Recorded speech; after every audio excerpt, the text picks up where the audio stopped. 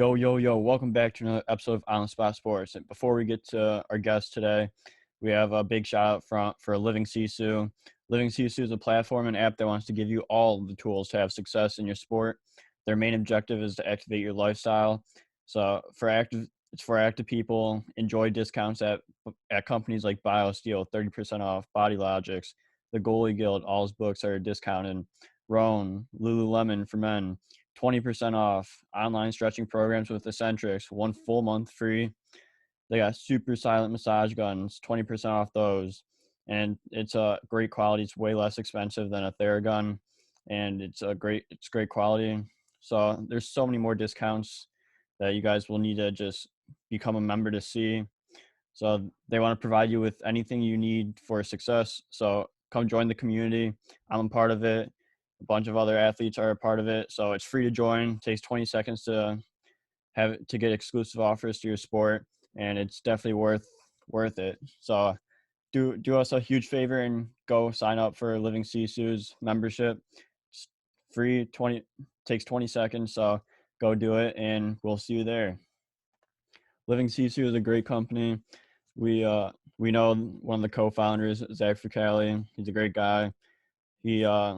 He's the co-founder. He does a lot of live streams on Instagram at Living Sisu, with a bunch of elite athletes, and you learn a lot from like the athletes' determination, their resiliency, everything to what made them become successful. So it's been a great experience so far. So go on. I'm gonna leave the link in the description. So go sign up. Yo, welcome back to another episode of On Spot Sports. I'm Jack, and in today's episode, we are joined by a very special guest, former professional hockey player and current University of Maine assistant coach, Danny Perez. Danny spent the majority of his professional career playing in 20 games with the Macon Mayhem, as well as some call-ups to the ECHL with the Greenville Swamp Rabbits, Newfoundland Growlers, and the Kansas City Mavericks. He spent his junior hockey days in the EMJHL, the EJHL, and the EHL, and played 4 years of NCAA Division I hockey with University of Maine.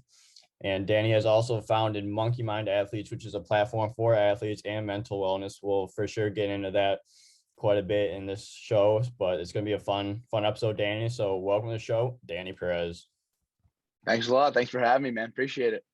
Yeah, absolutely. It's been weird. How long have we been trying to plan this? A few months now, or what? Yeah, it's been a while. I feel like it's been longer than that, but definitely happy to finally have gotten this scheduled, and excited to be on here. So I just appreciate the opportunity if you have me on. Yeah, absolutely. It's gonna be a fun one. Gonna be a great episode. So let's start things off with like how have things been for you? Like it's been a crazy, like I'm sure transition from playing to coaching has been crazy, like we were talking about earlier. And it's like how's everything with that, and how's everything going with you?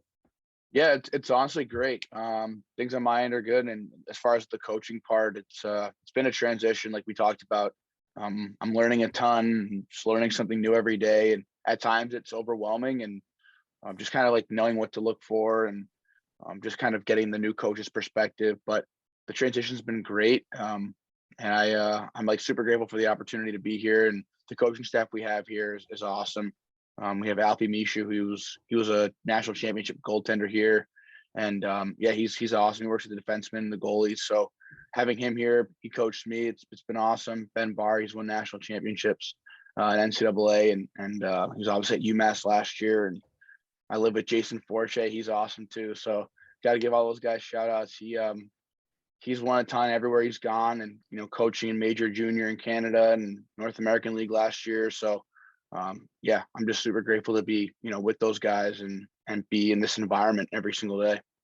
Yeah, I love that. And like what a bunch of leaders you got there, and like coaches you're able to learn from, and just that have that experience, and then helping you be able to transition a little bit easier than if you didn't go in with any like coaches that like were like that like prominent, had like all these like playing in different leagues, coaching in different leagues, and all these like different championships and all that. So like what has been some of the biggest things you learned from them?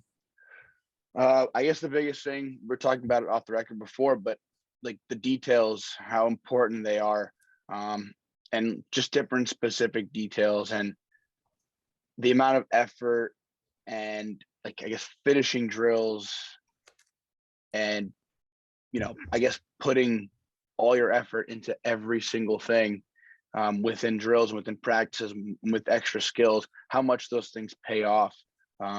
Like the detail stuff, it's stopping at nets. And, you hear coaches, talk about that and preach that all the time, but these things really do translate. And here we do a lot of video, so we're able to, preach these things, but, go back to the film and, show practice clips or show game clips where players aren't doing it, or maybe they are doing it and these habits are translating directly. I mean, that's just one example, but Yeah. yeah, it's kind of cool to see, like, with the amount of video we do, we can kind of pinpoint that and see those translations, and that's kind of cool to see. So that's kind of been the biggest thing. And, it's like a little thing that takes a little bit extra effort in practice, but it does pay off, and it goes with a bunch of other stuff too. But that's just like one example I could think of right now for sure. Yeah, there's always, you'll probably go in there every day learning something new, and it's just like another day in the office, another day in the life, and you're just enjoying the process of becoming a better coach and post hockey career. Yeah, exactly. I mean, they know so much, and just kind of the way that they, look at different situations or think of how to structure drills that'll directly translate into on ice situations and making our team, more successful on the ice and more successful in certain areas of the ice. And it's really cool to see how the coaching mind works now, Yeah. and how they kind of structure practices around that, and, structure around like team identity as well. It's just really cool how they formulate things. It's awesome to see. Yeah, it's like, what's it like creating like a plan for practice? You just go with whatever the head coach says. Yeah, no, actually, he's very open. So Ben Barr's the coach here, and he obviously has his way of doing things, but he's very open to feedback or just people giving their ideas. And if they know drills that, can kind of be structured for that type of practice that day, he's open and willing to see them and put them right into practice. So he's been great. And just kind of, yeah, there's a lot of pre-scout and kind of seeing, systematically what other teams do and how we're gonna, attack that, and, kind of, I guess, not switch our systems by any means, but kind of plan for what they bring us and maybe make some adjustments. So that's kind of been a big thing too. I mean, we obviously got that side of it from the playing side, but just kind of really analyzing it on video from the coaching perspective has been cool to see, and being in the discussions of how we want to, make adjustments or how we want to adjust ourselves to, attack their weaknesses.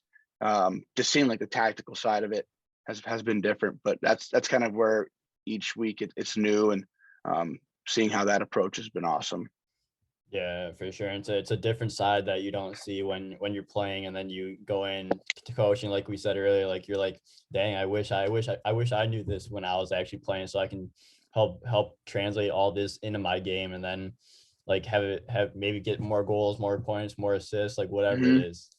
Yeah, just being more effective. I think that, yeah, you hit the nail on the head. There's a lot I wish I knew, but obviously it's no big deal. Can't change the past, but no, it's definitely cool to be learning it now and be learning it on this side. And yeah, I play with 8 of the kids here, so um, playing here and playing with a bunch of the guys, and now having that player experience, now having the coaching experience, just knowing that players get to, go home, take care of their bodies, and take care of that side of things. Obviously, we stay at the rink all day, so seeing what we do here now, it's just always analyzing video, talking tactics, logistics, things like that. So, yeah, that's been a cool thing to be a part of, and you realize, like, oh, so this is what the coaching staff was doing while I'm home, like doing homework, going to class, playing Yeah. video games, hanging out with buddies. So it's like, okay, now I kind of get, why they harp on certain things, and how the coaches are in it all the time. You're seeing all these, different video clips or studying different things. So now you understand why they harp on these things so much. And then as a player, you're just like, man, he's really on me today. It's like, oh, well, no, there's a reason for it. Yeah. So Yeah, exactly. And like, I'm sure it's a lot easier of a transition since you did play with like 8 of those guys, like you said, and just have that comfortability and just have the players a lot more comfortable because you went through the program for 4 years and know what you guys are capable of. yeah, no, easily. That's couldn't be more true. And I think just know, like I said, like, yeah, like knowing 8 of the guys here and playing with them and knowing them, super well. This has been my first coaching experience. So really being thrown into the fire at the Division I level. Like I said, it's been overwhelming at times, but the guys are very receptive Yeah. to things that I say, and they're super respectful to me. And they know, me as a player, I cared a ton and I was a great teammate.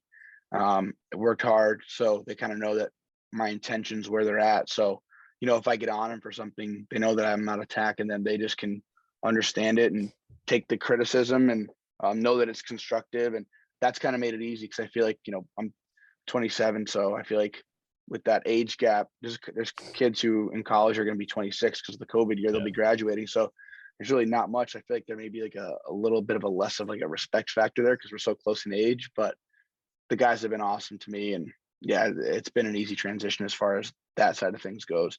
Still have a lot of work to do and could be a more stern coach at times, but I'm getting there. Yeah, absolutely. But like, what's been like your favorite moment as a coach so far, and just being in that role of an assistant coach and just enjoying getting that new role? I think so. We've had a pretty tough year this year. We've got 4 wins right now. So um, we've really had to earn everything that we've gotten. And I think just being able to be a part of the process, and I guess you can say in ways not having the effort kind of pay off at times, right? Yeah. Having such little wins. But when you do get those wins and see the effort of the players and them executing and realizing that, like, it's just a collective group of the coaching staff, helping the players kind of see what is needed to win, the players going out and executing, and just seeing the group come together and be so fired up after a win. And, hockey's a very selfless sport.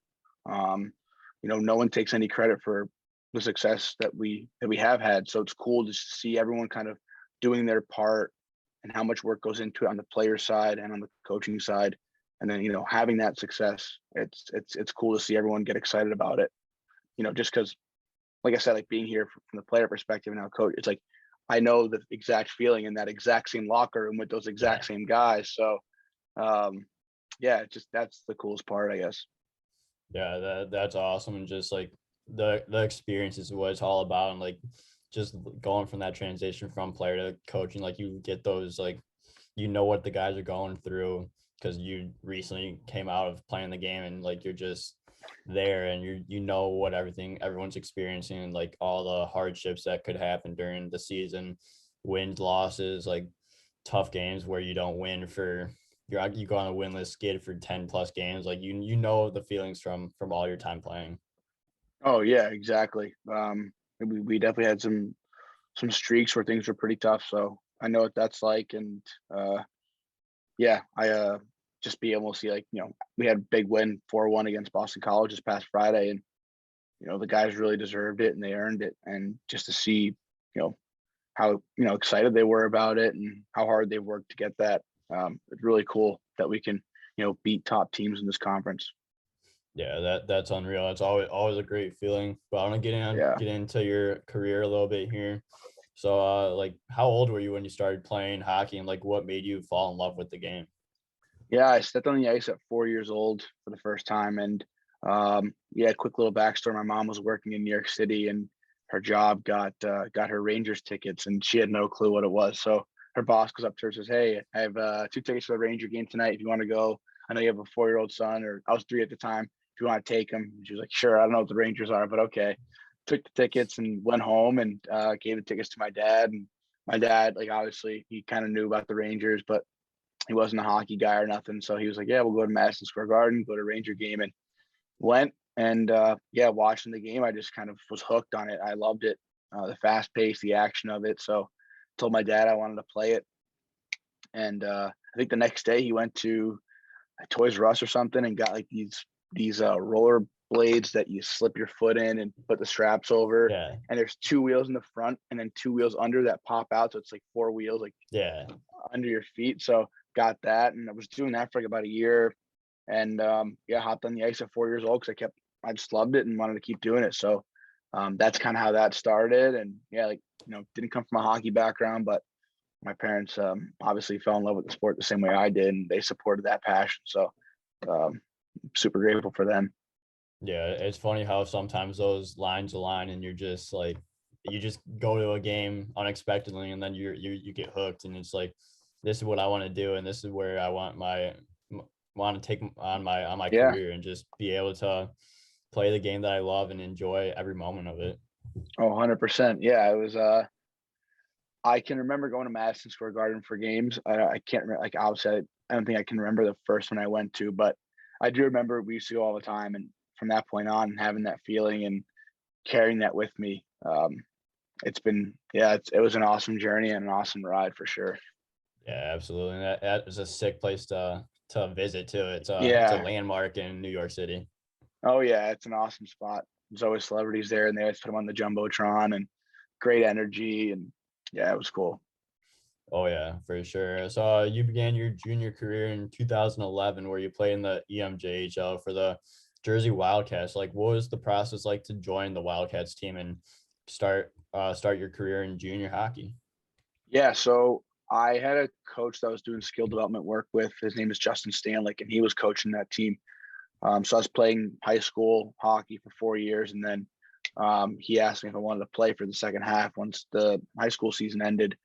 So yeah, I ended up playing there for, I think it was like 15 something games. I'm not too sure, but it was the later half of the season. But yeah, you offered me that opportunity. It was junior B in the Empire League, which is a good league, and it's not around anymore, but it was a good league. And yeah, I got my feet wet there. So he got me that opportunity, and yeah, just kind of ran with it, and knew that it was something I wanted to pursue in juniors, and that was a good stepping stone.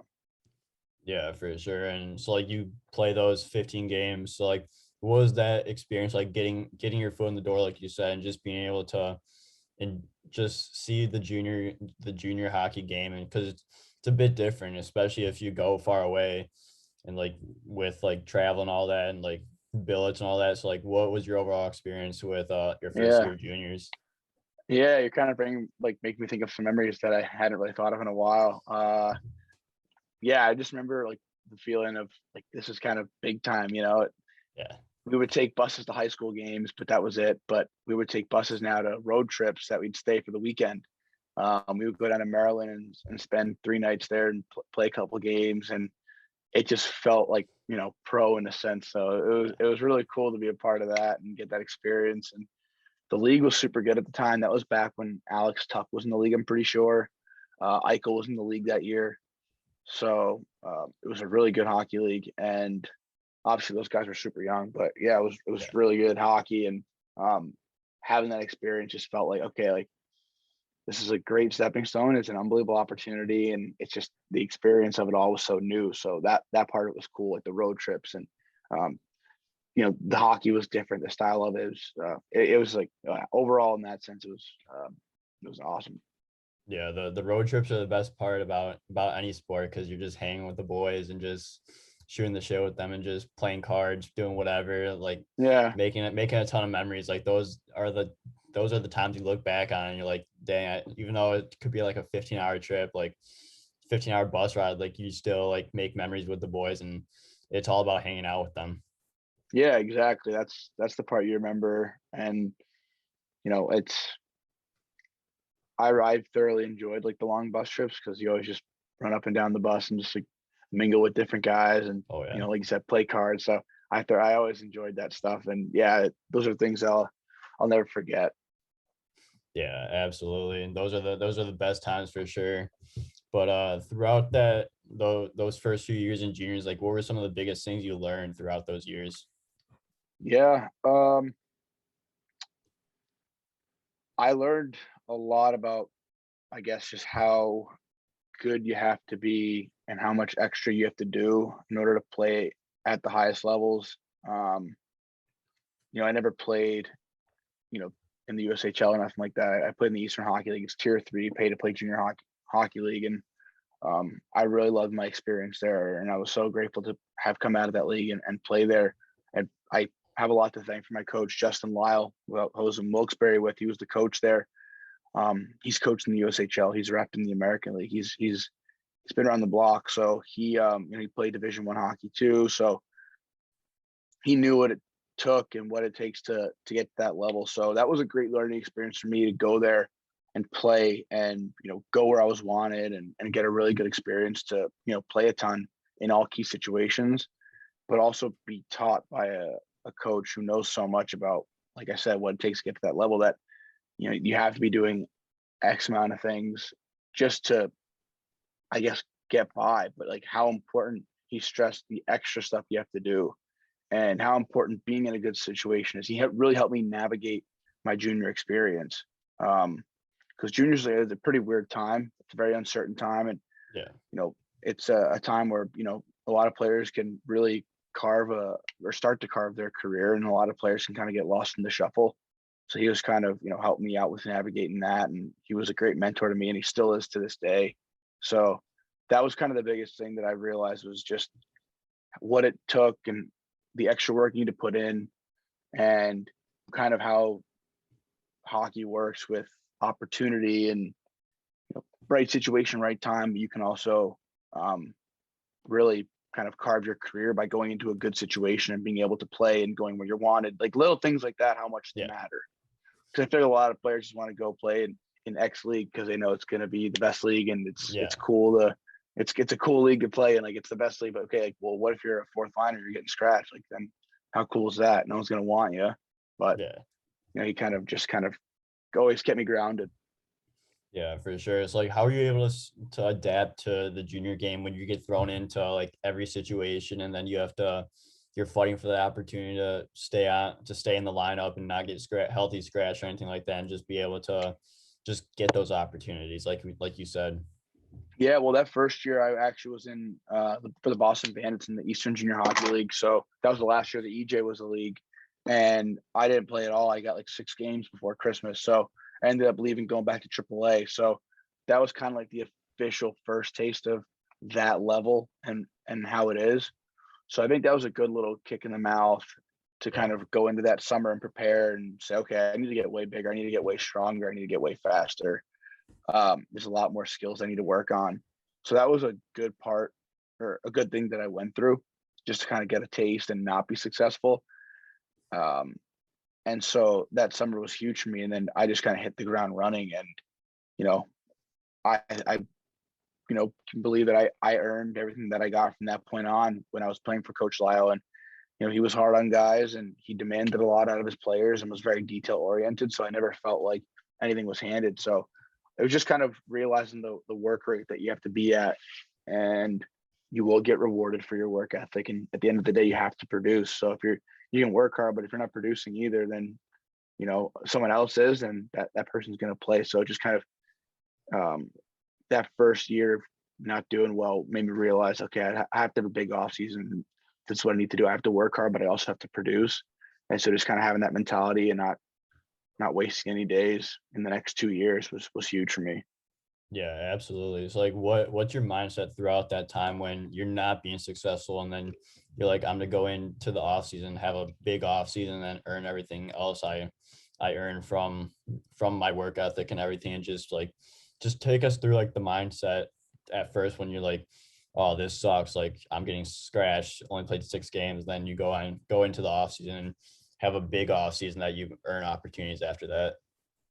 Yeah, I just took matters into my own hands in the sense that, like, I really knew what needed to be done and what I wasn't doing, and where my deficiencies were. And so pretty much I just did a ton of research on YouTube on like nutrition and, watching day in the life videos of NHL athletes or college athletes, and, doing research on food and workouts. So luckily I've been in some good situations where we've had some really good gyms back home with hockey players, and, hockey's, I guess, specific coaches for strength training. So you're not training like an idiot, but so I put myself in those environments, but I also took care of the nutrition piece too, and just doing a lot of like my homework and watching a lot of YouTube videos. And like little things I do is I would always like look on rosters of the Division I and like NHL levels and see guys that were my height, what weight they were, kind of just looking at like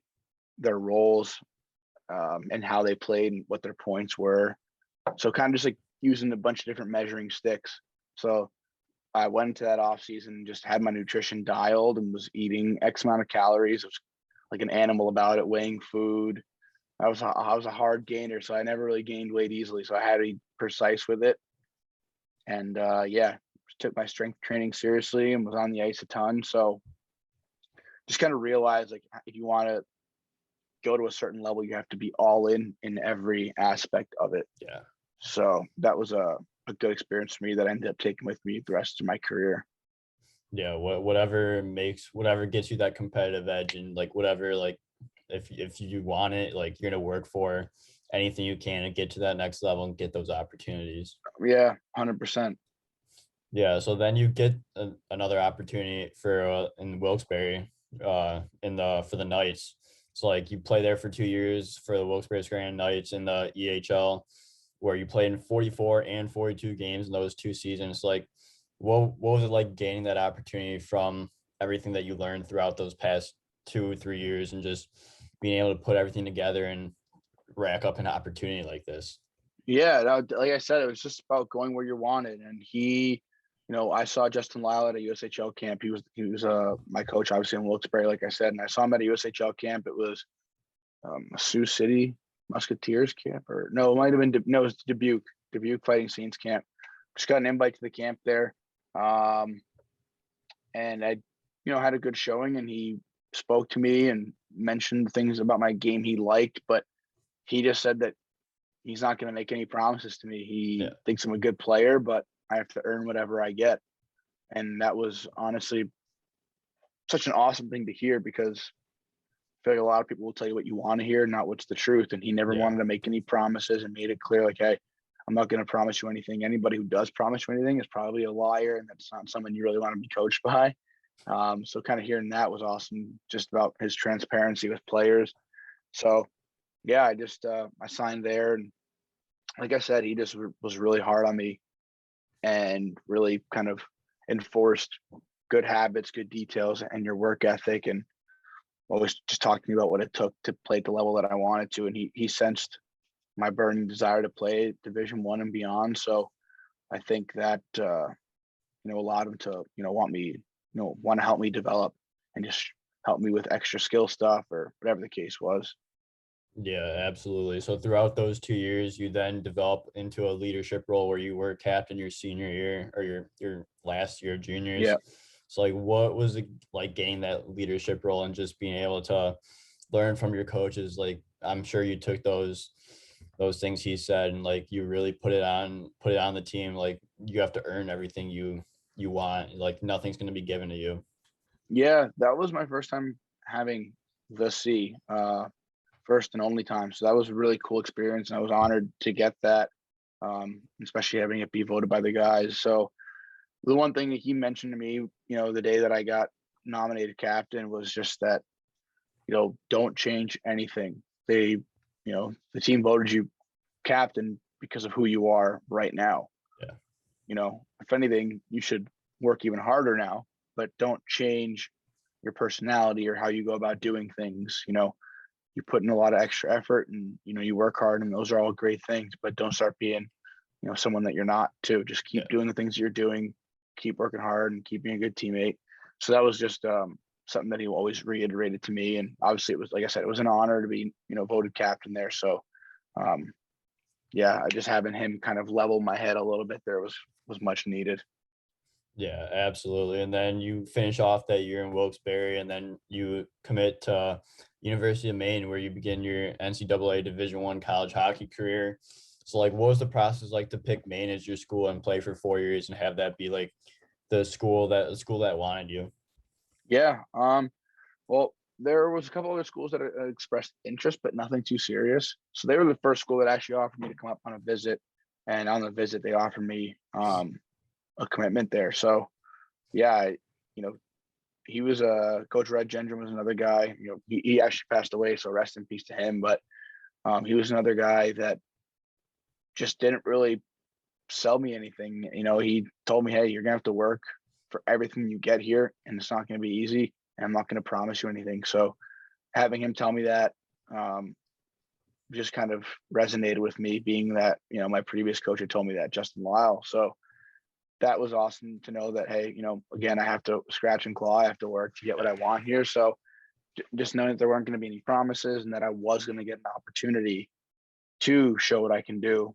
That's all I needed to hear. So yeah, they offered me, and I think on the Sunday of that trip, I, kind of committed, and that was the start of my age out year junior. So that was in October. So I was super grateful for that, and, super excited to kind of, I guess, get that part out of the way and just hit the ground running and get ready and finish off the year strong. Yeah, it's always nice when both your coaches from juniors and colleges, like you have to earn every single bit that you get here, and like nothing's going to be given to you. Yeah, exactly. It's kind of been how my whole career was, just kind of never the high end skill guy by any means. Just always had to work, always had to do the extra stuff in order to be successful. And if I didn't, then I wasn't going to be. So just I was appreciative that I wasn't getting, for lack of a better term, I guess, like smoke blown up my ass. And it was just like, hey, not this promise. If you do get an opportunity, like, you will get an opportunity to work hard and do those things, but we're not going to sit here and promise you anything. So you better come here and earn it. It's like, that's all I can ask for. So. Yeah, absolutely. It's like, what would you say your experience throughout those 4 years of college hockey at University of Maine was like, and just being able to get that opportunity and learn from it as well as grow from it? Yeah, it was unbelievable, but at times it was difficult. I mean, there were times I was out of the lineup for a month and a half. It felt like it might have been a month, but I don't know. Yeah, there's times I was out of the lineup. I was really struggling and couldn't really get in my rhythm at points. But overall, it was an absolutely incredible experience. I mean, got to play in Hockey East, which is arguably the best conference in college hockey. Yeah. I'm biased, but I grew up watching Hockey East, so I think it is the best historically speaking too. But yeah, it was an awesome experience, and just being able to compete every night, or every day in practice with guys on your team who are in the NHL now, or guys who are just the best players wherever they came from, was a privilege to do that. And then being able to, Friday and Saturday night, play against some of the best players in the world. It was awesome experience. And I learned a ton, and it was just a great 4 years, and met some of my best friends forever there, and playing at the Alphon Arena at the University of Maine, hockey crazed state. The student section here is unbelievable. We have the best fans in college hockey. So having that opportunity to do that was pretty special. And yeah, I'm just super grateful for it. Yeah, absolutely. It's like, what is that fan base, that student section like at University of Maine? Because like Pat has even said that it's the best in college hockey, and like you just see like the Instagram stories as well from Maine, and it's just incredible what the fans are doing. Yeah, it's there's videos online of it, and it happened earlier on this year. But yeah, there's like, I remember like my freshman year, we were showing up or like leaving for, I think it was morning skate or team meal. So it was like around, I think it was like around noon we were leaving. It might have been morning skate or something. And students were already lined up outside of the rink for a 7:00 start. So like that's the kind of early. Yeah, exactly. That's the kind of fans we have. And they're playing music, like enjoying themselves, whatever the case is, waiting for the game. Happened this year, happens every year all the time. So it's like we have people that are that passionate that, spend hours outside waiting. The line wraps around the football field. So it's really cool to see.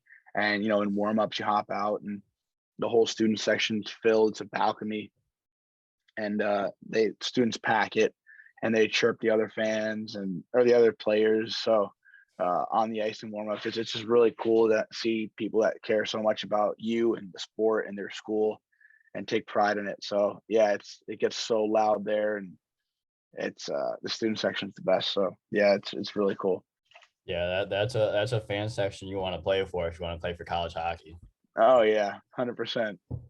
Yeah, absolutely. So like, what was it like going into that freshman year and just having to like gain the respect, like obviously gain respect from your teammates, and obviously like you're earning everything you're going to get is from your hard work and your work ethics. So like, what was that freshman year like?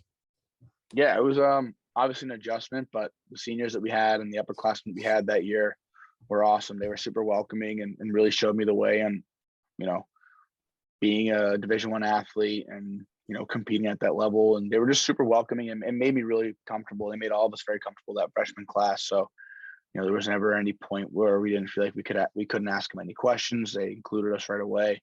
Obviously, you know, natural things, but sometimes that doesn't really happen most places. But yeah, we were super fortunate that you know, our freshman class had a really good group of upperclassmen to look up to, and that they took under, you know, under their wing and just kind of include us in everything, and, you know, taught us a lot. So the hockey wise, it was a bit of an adjustment. The speed's obviously quicker, and players are better and faster, stronger. Guys are drafted in the NHL, so that was an adjustment. But yeah, it just it pushed you to, you know, really have to bring it every night, which is cool.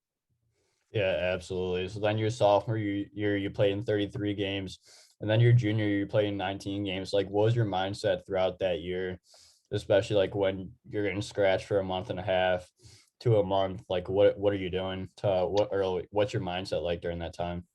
Yeah, it was pretty negative, to be honest. I didn't go about it well at all.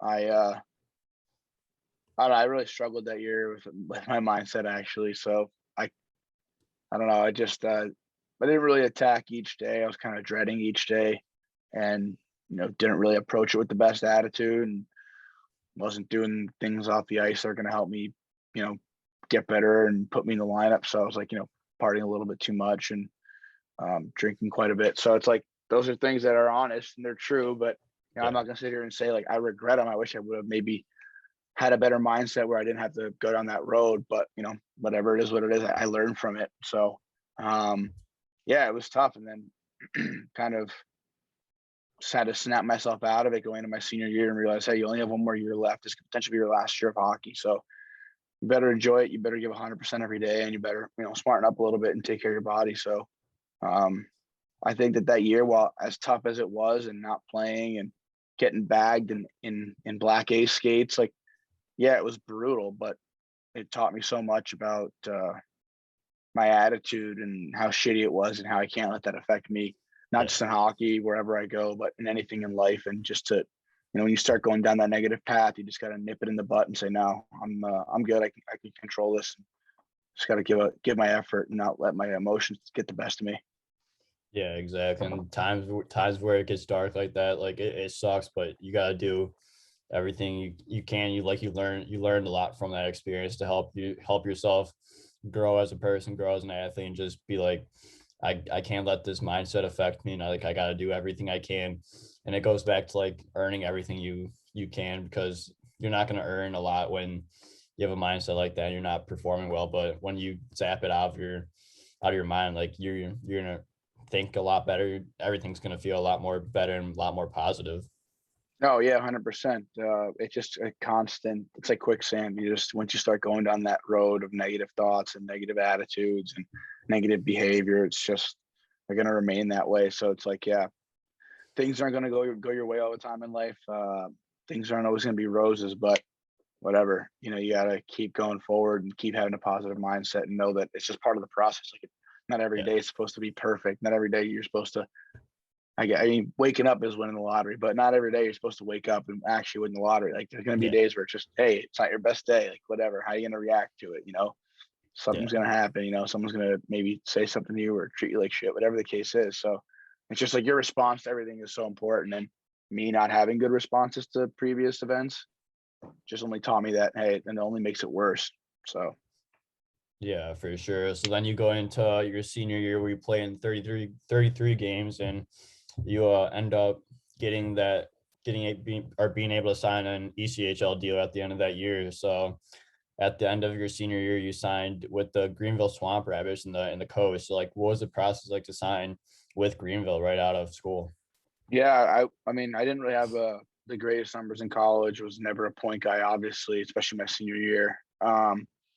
But yeah, I guess just I had to make a highlight video and send that out to some coaches. And Kevin Kerr over at the Greenville Swamp Rabbits saw it, liked the way I play, and, you know, from what he told me, he said that my game would translate directly into pro and it'd be a good fit from college to pro, and that he thought that I'd have a lot of success if I played the exact same way that I played in college and not to change anything. So he offered me a contract, a 10-day contract to finish up the season there, and you know, earned my minutes that first night. I didn't play the first 3 nights, and then the first night I got in, I was 10th forward and just got squeezed in whenever I could, and ended up scoring the first night, and was kind of given some good opportunity after that and playing power play. I think I played penalty kill a little bit too, but the fact that that's even a bizarre statement, because if anything, it'd be penalty kill 100% in power play. I can't remember if I did or not, but like it was I was like playing power play, and I don't even know if I was playing penalty kill. It's kind of bizarre. So he gave me some pretty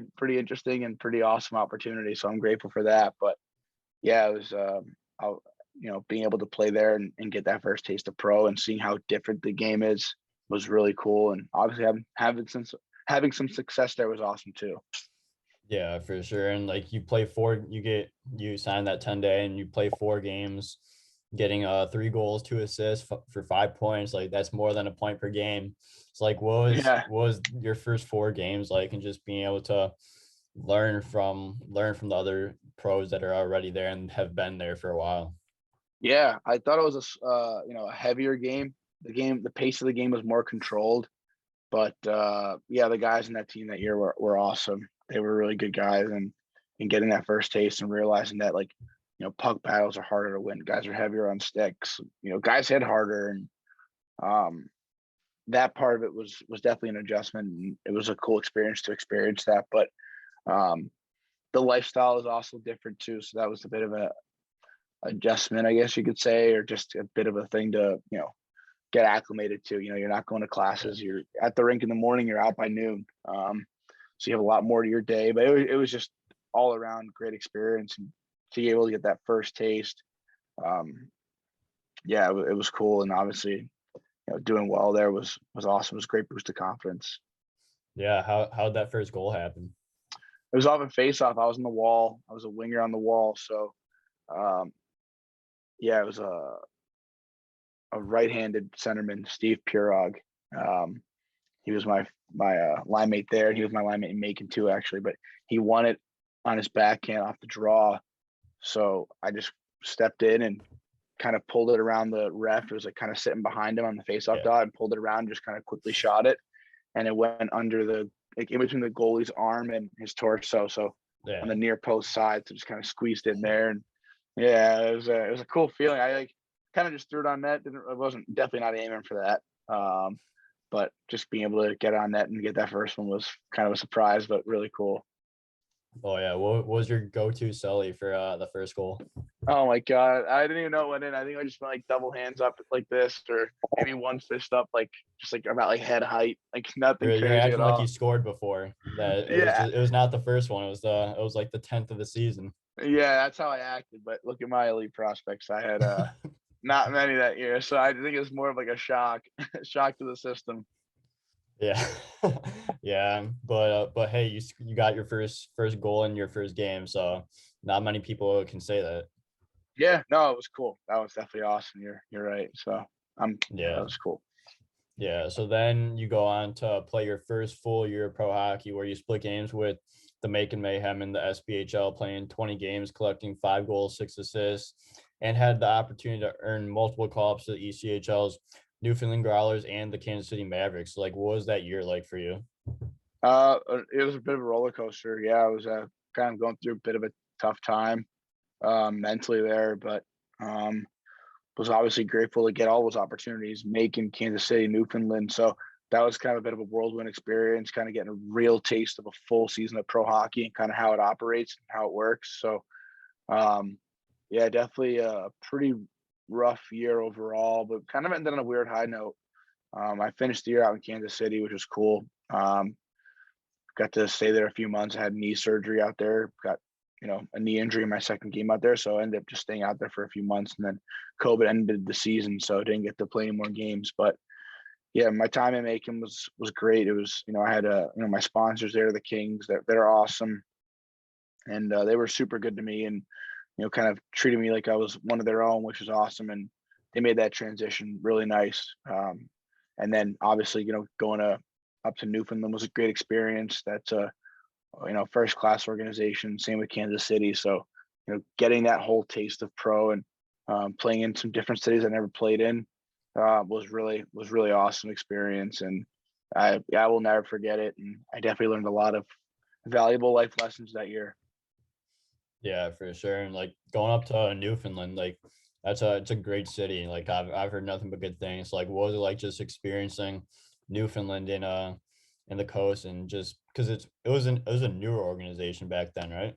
Yeah, they were fairly new, and actually, unfortunately, I didn't even end up going to Newfoundland. So it was a 2-game call up because they had a bunch of guys sent up to the American League. So I ended up flying up, meeting the team in Worcester, and we played against the Worcester Railers and then the Maine Mariners. So playing in Portland, Maine was cool. Obviously, going to school 2 hours north of that was awesome. Yeah. But that organization is unbelievable, and they do everything so well. And playing in the North Division was cool because it was so different from the other, like the South Division where I was at. The hockey's different, which you can kind of tell, which is cool to see and be a part of. Yeah. So they're, like I said, they're an unbelievable organization. They do things the right way, and getting that opportunity to play there with some really, really, really good players was a great experience. Yeah, for sure. It's like what do you learn throughout those experiences, especially when you get called up? Like I'm sure you learn a lot as a player and as an athlete. So like what are some of the things you learned throughout those call ups? Yeah, you just kind of see how different organizations are ran. Everything's ran differently everywhere else. I feel like I was only with 3 coast teams, but in that time, all 3 of them were ran, fairly different. So Yeah. seeing how the different management goes about doing things, and um, yeah, different guys on different teams, meeting those people, them having their own stories, and but just like kind of seeing how the business side of the game works, and how call ups work and contracts work and different rules, and reason being for calling up guys or whatever the case is. It's like it's a whole weird little game when you get to the pro ranks. So kind of just seeing how that works, and was really cool and a neat experience. And um, yeah, like even playing in different cities, it was awesome. The involvement of NHL teams at certain organizations was cool to see too. And playing with guys who played in the NHL, getting a taste of it. Um, guys who were in the NHL just a few years before that. It was like those little things that maybe to some people aren't a big deal, but for me, it was a cool experience. I got to learn from those guys and kind of get a cool little taste of of that sort of lifestyle.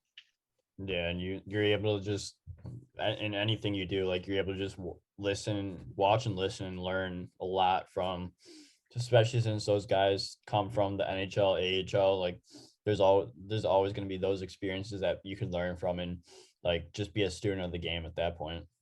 Oh yeah, 100%. It was really cool to have all those experiences and have such different organizations, like be a part of different such different organizations like that. So yeah, it was incredible. Yeah, absolutely. So like what was like your biggest like moment or a story from like your first pro year where you're like, what is happening over here? Oh man, I don't know. There's I guess I don't know. It's kind of hard to say. There's a couple that kind of stick out. Um, but I guess I don't know. My time in Macon had some kind of wild stuff. Just like we were playing down in Knoxville. I remember a story that was kind of cool. Like that rink, the fans are kind of right on top of you. Yeah. And it's kind of like the SP is kind of a bit of a wild league, and like with their fans and stuff, it's kind of cool. But like the fans are so rowdy and so loud. So like there was a fan going at it with one of the guys in their team, and like they were just like seriously like insulting each other. And like and it was like the rink was kind of quiet at this point, so it was like kind of during the anthem, I think, like right before, right after the anthem, and it was just like holy smokes! Like I obviously I've played in some cool environments, but seeing like a fan and a player kind of go at it like that, it was like getting like a little personal. It was like that was kind of bizarre and funny, but yeah, that was like, playing in those southern cities is really cool. So I remember that being one, but yeah, I'll go with that one for now. It's the first that sticks out of my mind. Yeah, that's a wild story because you don't usually hear that, but like in some leagues, like it's a wild league down there for sure. That's what I've heard. Oh yeah, like fans will throw stuff at players and they'll like say, like I said, personal stuff. And I mean, it was weird. Like I said, like the fan was like the seating was kind of right above the bench, so you could kind of yell right onto the ice and not have the glass in the way, if I remember correctly. And yeah, he like said something during the anthem to a player, so it was like kind of quiet, and like the whole rink could clearly hear, and the player like said something back, and they kind of got into it, and it was pretty hilarious. Trying to get the boys going. Yeah, he definitely did. Definitely did. Yeah, absolutely. So I want to transition Monkey Mind Athletes now. So you create a platform called Monkey Mind Athletes to help with awareness for mental health and give others a platform to speak and learn from. So like, what are the origins behind Monkey Mind, and like what made you decide to create this platform? Yeah, pretty much just going through what I went through, kind of those tough experiences that I had mentally. I was always pretty vocal about it, or I'd make jokes about it. So I never really cared. I just kind of, would joke. And, from that, people started coming up to me and opening up and saying, hey, like, is this something you actually deal with? Because I go through it too. And then from there, just having more and more people open up, the more I did, just casually or jokingly, whatever the case was. And then kind of, going through a really hard year in that first year pro, I kind of realized that there's a lot of other people out there going through the exact same things that I was. And, it's just funny, like when you go through those things, everyone feels so alone in it. They feel like they're the only one going through it, and that there's, no one to turn to, no one to talk to. But, one thing I've realized is that it's completely normal, perfectly normal to go through something at some point. For whatever reason, everyone's mind just likes to take a turn at times. And whether it's a couple years, whether it's a couple days or a couple hours, like it can happen to people, and it's perfectly normal. It's fine. Just having an outlet to talk about it, I think, can be constructive, and providing resources and providing information on the podcast that people can listen to and, take with them and use in their life, I think, is an important thing. And I wanted to create something that I would have wanted. So I just decided to, give this a shot and share my story, be open, be vulnerable, and kind of open the door for other people to do the same. Yeah, absolutely. I love that. And like mental health has come a long way since like a few years ago, even. Like it's good to see people opening up and like being able to like share those stories and just being able to help each other learn from these experiences, because mental health is super important. Like there's nothing more important than mental health, and just making sure that everyone's okay and that everyone's not alone. Like you just talk to whoever, like my DMs are open, your DMs are open, like anyone's open to conversation, making sure everyone's okay. Yeah, exactly. I think it's just normalizing it. I mean, it's like perfectly normal. Not that I'm saying you should or shouldn't do this, but like people post all the time about like them in the hospital and they have like a knee injury, like put the thumbs up saying like, hey, thanks fans, I'll be back. And it's like, no one really does that about mental health, but it's like the exact same thing in my opinion. I'm not sitting here saying like you should be parading injuries or whatever, like mental health issues on social media, but it's just like, if that's normal to post like that stuff, like it should be perfectly okay to talk about it. You know what I mean? So it's like, that's kind of the way I see it. It's just, obviously it can get pretty dark, and I've been there, so I know exactly how it feels, and you don't want to open up. But from someone who didn't open up and allowed myself to get worse and like get physically sick, yeah, like holding that stuff inside does you no good. Going to trusted people that you can talk to, not saying you have to just go and tell everybody, but find people that you trust. If you don't, find a professional and just let these things out and, work through them, because them sitting in your head is only going to make you worse. And it can make you, it can have it can cause physical problems. So that's why I think it's, should be more normalized than it is. It's maybe because I talk about it all the time, it's not a big deal to me, but I don't think it should be a big deal to anybody. Yeah, just open up if you're comfortable, and like normalize everything more now. And just like, have you seen like Curtis McElhaney on Instagram? Like he shares all those like stories of his dark days in the NHL or AHL, wherever he was, and like it just normalized everything, and like making sure that everyone knows that it's okay to come out and like speak about that stuff and just learn from those experiences. Yeah, no, exactly. I mean, yeah, like pro hockey is kind of a weird spot. You have a lot of guys who are in organizations for 5 years. Guys are in the league for 15 years. So it's like that's awesome. Like, it's like, from someone in my perspective, where it was like constantly going around different spots, like 30 new guys or 20 something new guys every time. And it's like, they know you're a call up. So like no one really, says anything to you. And it's almost like kind of weighs on you, the fact like you're just like a nobody for like a full year, just kind of like trying to find your way. And it's just no fault on anybody. Like, you know what I mean? Like, I totally get it. Like, what are you gonna do? Make friends with the kid that you're gonna see for like 2 days? I totally get it, but like it's a tough year to navigate when you're just like trying to find your way, trying to like get in the spot and stay in an organization and create a career, and not having friends, family around. It can be tough, and it can kind of constantly on buses or planes to get to different places. So that part I think weighed on me a little bit that year. Just kind of not having the success I wanted hockey wise, really, and trying to really wanting it to be a career and not seeing that it was happening that way, and kind of not having anybody to physically be around that I was close with kind of sucked. But yeah, that was a experience I definitely learned from. Yeah, absolutely. And like you go on throughout this platform, you create a podcast where you talk to other athletes, other like professionals. So like what's it like creating that podcast and just having like conversations like this about mental health and just being able to open up about other people's experiences? Yeah, no, it's been great. I've met a lot of awesome people through it, and it's been great to hear the feedback that's been positive of people, tell me how, a sibling heard an episode and opened up, like someone, just like felt the courage to talk to somebody, or someone heard a story and heard the message that someone else said and reached out and thanked us for that. Like, you don't realize who you're impacting, which is cool. I mean, because I've been that person who's kind of been in the dark with it, and to feel like, you're related to and you're relatable, and that someone out there understands, if you listen to the episode, you're like, oh, I get that. Like, wow, I'm not the only one. Like that goes a long way for people. So it's cool to be able to kind of make an impact and help people who are going through a dark time. And, obviously having the professionals on to talk about tools that they tell their athletes or their people that they work with, people can listen to it, start using it right away. It's just, I think I've created a pretty cool resource here for other people to take with them and do what they want with it. And so, having that, and then obviously we launched our team, which I'm super pumped about too. So we have a list of, a few professionals on there. We have 4 professionals that people can utilize their services, between a mental skills coach, nutritional therapist, and a strength and conditioning coach. So, now we're starting to try and give back in some tangible ways with some resources there. So I'm excited to see where it goes.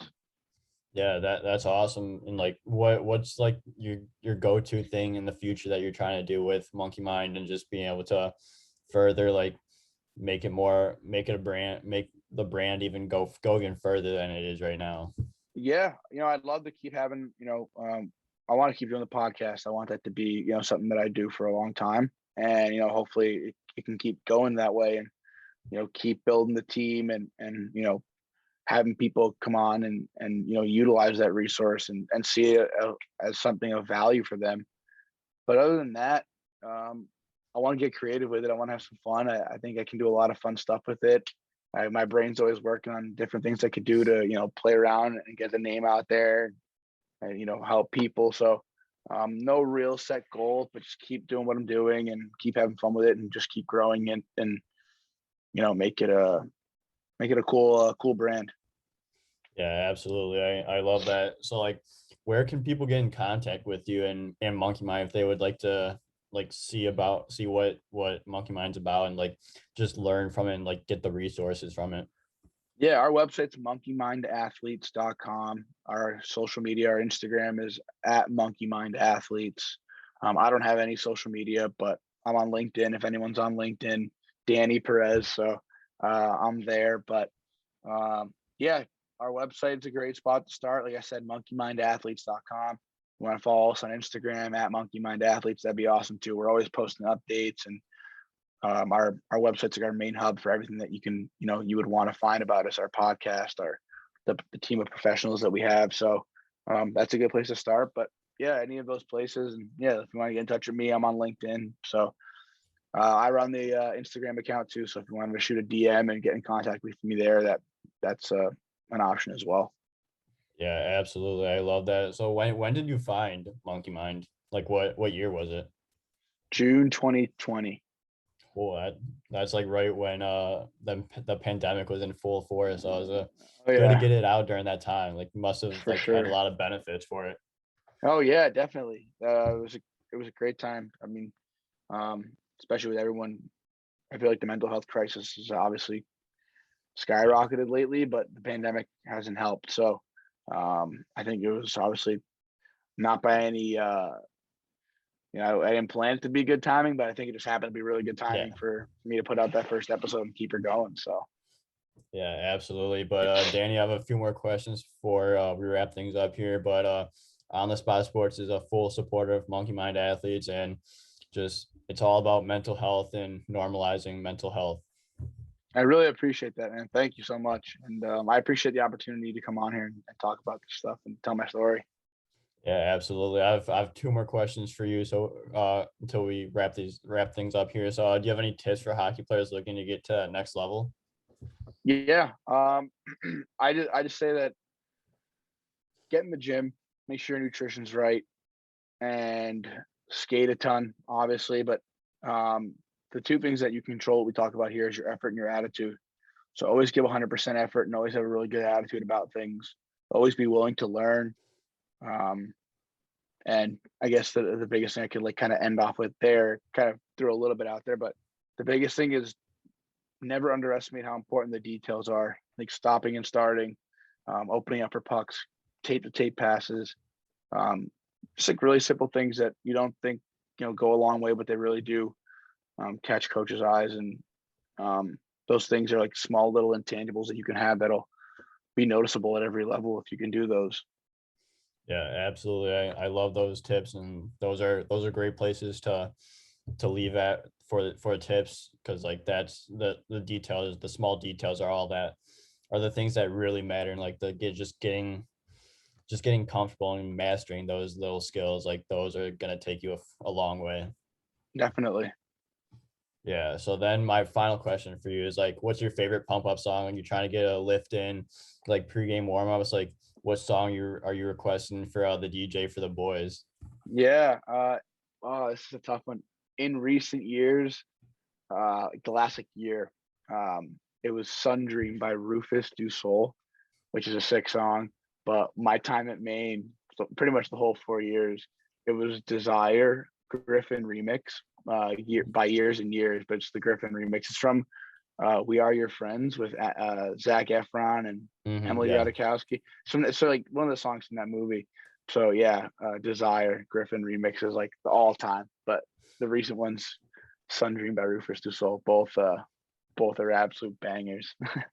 Yeah, absolutely. I'm gonna have to listen to those after we get done with this. But Danny, thank you so much for coming on the show. I really appreciate your time, and I want to wish you the best of luck going forward with University of Maine season and with Monkey Mind Business. And I look forward to following you the rest of the way. Thanks, man. I really appreciate it, and good luck to you too. And I appreciate you inviting me on here and taking the time out to want to talk. It's been awesome. Thanks. Yeah, of course, absolutely. It was a ton of fun, and I'm sure everyone's gonna have a ton of resources to go to now, and like they're gonna learn a lot. So this was very helpful. So thank you. Yeah, of course, and thanks again. And yeah, I had a blast too. So this is awesome. Yeah, yeah, thank you.